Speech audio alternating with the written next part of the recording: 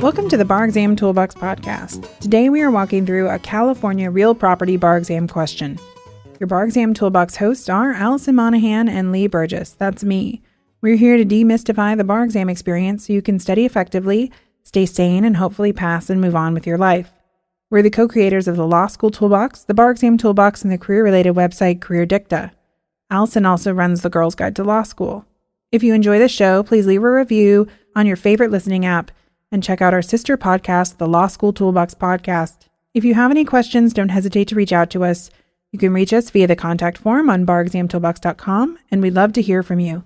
And with that, let's get started.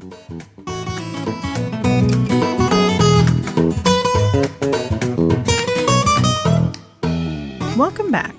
Today we are walking through a California real property question. This is part of our series of podcasts talking about how to approach questions on the California bar exam. Today we're dealing with how to draft conclusions. And don't forget to subscribe to our podcast so you won't miss any upcoming essay discussions. Bar examiners want you to state how you think an issue is going to come out. You must commit to a side, one way or the other. Even if you are unsure of how the analysis should be done, you must commit to an outcome and seem confident when you write it down. Even though the bar examiners won't mind if you come to the wrong conclusion in the end, you still need to draw one to round out your analysis. When you get short on time, oftentimes people will leave off the conclusion part of your IRAC, and that is a huge mistake. You get points for making that conclusion, so don't leave those points on the table. Now, before we walk through today's question, we need to do a quick review of the law you're going to want to know. Here we go. Private nuisance is substantial interference with the ability to use and enjoy property to an unreasonable degree. For a finding of private nuisance, courts will balance harms and interest. Substantial interference is offensive, inconvenient, or annoying to the average person in the community. A public nuisance is a substantial interference with the right of the public generally. Implied consent is when the plaintiff has consented to the objected to behavior. A trespasser is a person who enters or remains upon land in possession of another without privilege to do so. Private necessity defense to trespass exists when exigent circumstances cause the trespass.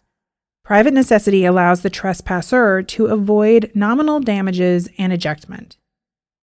Conversion is intentional, substantial interference with the right of another to control personal property. Prescriptive easements are established when there is continuous use of the subservient estate for a statutory period that was open and notorious and hostile. Takings. The Fifth Amendment of the U.S. Constitution states that the government may not take private land for public use without paying just compensation. A taking can be physical or regulatory, and just compensation equals market value of the land at the time of the taking. So that's it. Not a lot of law that you need to know. Although some people will find that some of this law they haven't studied since their 1L year, so it can take a while to commit it to memory again. All right, let's move on to reading the bar exam question. This is a question from the February 2018 California bar exam. We will link to a web page where you can find this question in the show notes. Here we go. Len, an excellent chef, installed a smokehouse in his backyard 3 years ago to supply smoked meats to his friends. Len's neighbor, Michelle, enjoyed the mild climate and spent most of her time outdoors. She found the smoke and smells from Len's property very annoying and stopped having parties outdoors after receiving complaints from some of her guests. She asked Len multiple times to stop using the smokehouse, but he rebuffed her request. Len has frequently invaded Michelle's patio to retrieve his dog when it wandered from home. Michelle put up a no trespassing sign and a wire fence between their parcels. After the dog dug a hole under the fence, Len cut some of the wires and entered Michelle's property anyway, telling her that he had been fetching his wandering dog from her patio for at least 10 years and wouldn't stop now. Last week, the town filed suit to condemn Michelle's land for a public park. It tendered to the court as compensation a sum substantially exceeding the prices of comparable parcels recently sold in the neighborhood. Michelle argues that the amount is insufficient because it is substantially less than a sum she turned down for her parcel a few years back, and it does not include compensation for relocation costs. Number 1. If Michelle sues Len regarding his continued use of the smokehouse, what claims, if any, may she reasonably raise? What defenses, if any, may he reasonably assert? And what is a likely outcome? Discuss. Number 2. If Michelle sues Len regarding fetching his dog, what claims, if any, may she reasonably raise? What defenses, if any, may he reasonably assert? And what is the likely outcome? Discuss. Number 3. Is Michelle likely to prevail in her argument for additional compensation from town? Discuss. The first thing that you should do is mark up your exam paper to assess what is legally significant about each fact in the fact pattern. All right, so let's go fact by fact. Len, an excellent chef, installed a smokehouse in his backyard 3 years ago to supply smoked meats to his friends. Len's neighbor, Michelle, enjoyed the mild climate and spent most of her time outdoors. This is our basic setup for the first question. Michelle likes to be outdoors, and Len likes to supply smoked meats to his friends and set up a smokehouse in the vicinity of Michelle's yard.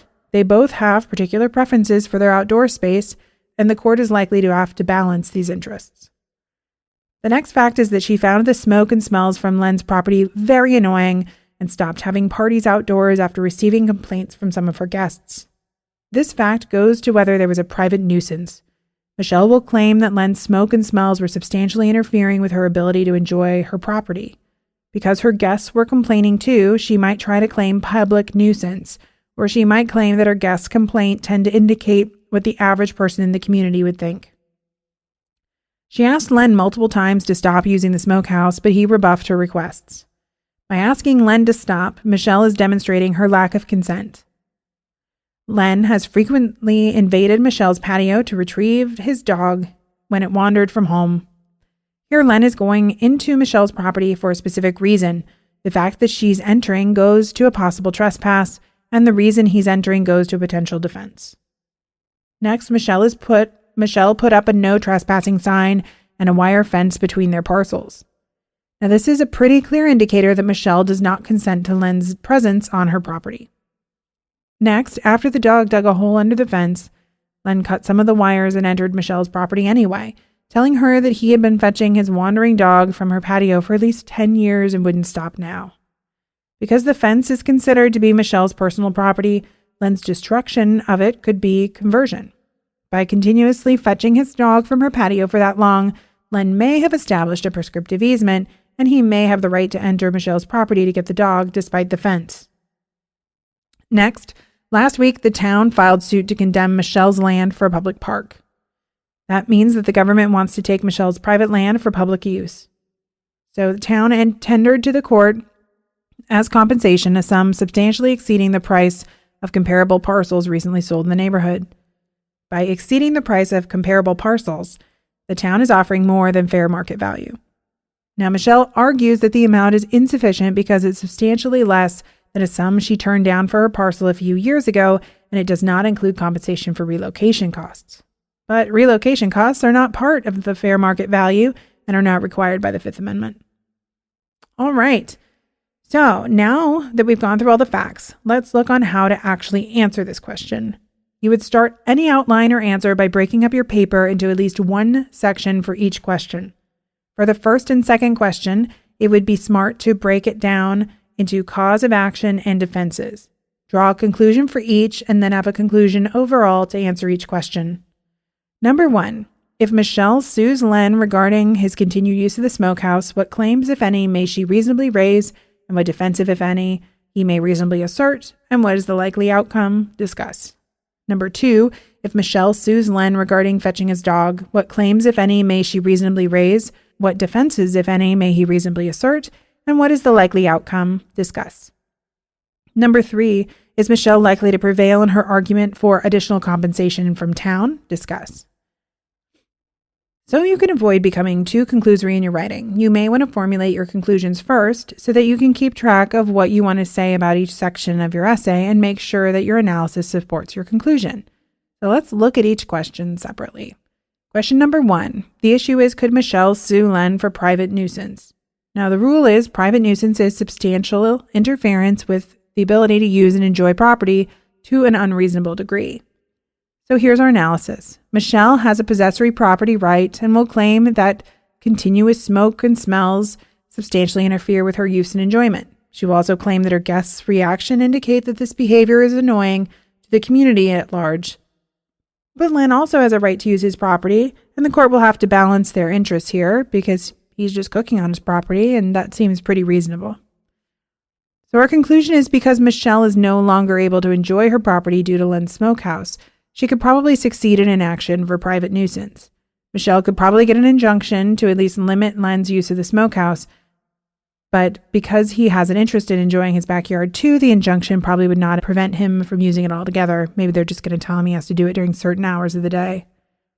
So this is one of those issues that could go either way. Because it's a balancing act, it would be easy to determine that the scales tip one way or the other. But remember, the important thing is to make sure that your analysis supports your conclusions. Now, the next issue for this question is, could Michelle sue Len for public nuisance? So public nuisance is a substantial interference with the right of the public generally. So here our analysis is, although Michelle has friends who are annoyed, they would not constitute the public. And there is no mention of further public involvement here. So a public nuisance action is not appropriate. This would be an issue that you would want to deal with quickly and not waste a lot of time on. So as a defense, could Len successfully assert a defense of implied consent? So implied consent is when the plaintiff has consented to the objected to behavior. Here, Michelle actively and repeatedly objected to the use of the smokehouse. So he could argue that by going outside anyway, she was implicitly consenting to its use, but her vocal objections seem to cancel that out. So this would not be a successful defense. So our overall conclusion for this one is based on a private nuisance theory. Michelle would probably be able to get an injunction to at least reduce Len's use of the smokehouse. Now, question 2 deals with Len entering Michelle's property to get his dog. So the issue is whether Len was trespassing. The rule is a trespasser is a person who enters or remains upon land in possession of another without the privilege to do so. A plaintiff can succeed in a trespass suit even if there is no actual harm done to the property. So the analysis is, Michelle is the possessor of the patio. Len entered and remained on the property to get his dog and has been doing this for the past 10 years. Whether Michelle has previously consented is unclear. So if Len will argue that he was a licensee and had privilege to enter. So let me do that again. If so, Len will argue that he was a licensee and had privilege to enter. Once Michelle put up her no trespassing sign, however, she made it clear that she did not consent to Len entering her land and that any license she may have granted would have been revoked. So Len committed trespass every time he went and got the dog. If Michelle had previously consented, Len at least committed trespass after the sign and fence went up. Now another issue is whether Len can assert a defense of private necessity. Private necessity exists when exigent circumstances cause the trespass. Private necessity allows the trespasser to avoid nominal damages and ejectment, but does not prevent trespassers from being liable for actual damage caused. So here, Len went onto Michelle's property only to get his dog. He needed to make sure his dog was safe and it did not damage Michelle's property.